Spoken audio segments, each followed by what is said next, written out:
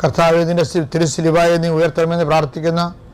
തിരുശിലുവയുടെ ശക്തിയാൽ രക്ഷാകരമായ ദൈവികമായ സൗഖ്യദായകമായ ശക്തി കുടുംബത്തെ ആവശ്യിക്കട്ടെ. നീ ഏത് ഭവനത്തിൽ പ്രവേശിച്ചാലും ആ ഭവനത്തിൽ സമാധാനം ആശംസിക്കാൻ അലച്ചത് കർത്താവേ, നിൻ്റെ ഉന്നതമായ നാമത്തിൽ നിൻ്റെ കുരിശ് എടുത്തിക്കൊണ്ട് ഞാൻ ഈ പ്രാർത്ഥന കൂടുന്ന കുടുംബത്തിന് സമാധാനം ആശംസിക്കുന്ന ആ സമാധാനത്തിന് ദൂതൻ അവിടെ ഉണ്ടെങ്കിൽ നിൻ്റെ സമാധാനം അവിടെ നിലനിൽക്കുന്ന അലച്ച കർത്താവേ, നീ തന്നെ കർത്താവേ, അവരുടെ യോഗ്യതയാക്കാനല്ല ദൈവത്തിൻ്റെ കൃപയാൽ കർത്താവേ ഈ സമാധാനം അവർക്ക് അനുഭവിക്കാൻ ഇടയാക്കി പ്രാർത്ഥിക്കുന്നു.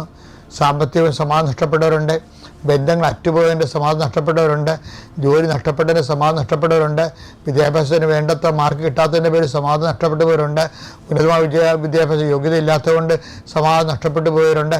അങ്ങനെയവർക്ക് എല്ലാവർക്കും ജീവിതമാർഗം കാണിച്ചു കൊടുക്കുകയും കർത്താവ് വിദ്യാഭ്യാസ മേഖല കാണിച്ചു കൊടുക്കുകയും അവരുടെ കഴിവിനേക്കാൾ ഒരു ദൈവത്തിൻ്റെ കൃപ കൊണ്ട് അവരെ സെറ്റ് ചെയ്യാൻ കർത്താവ് ഇടവരുത്തുകയും ചെയ്യട്ടെ.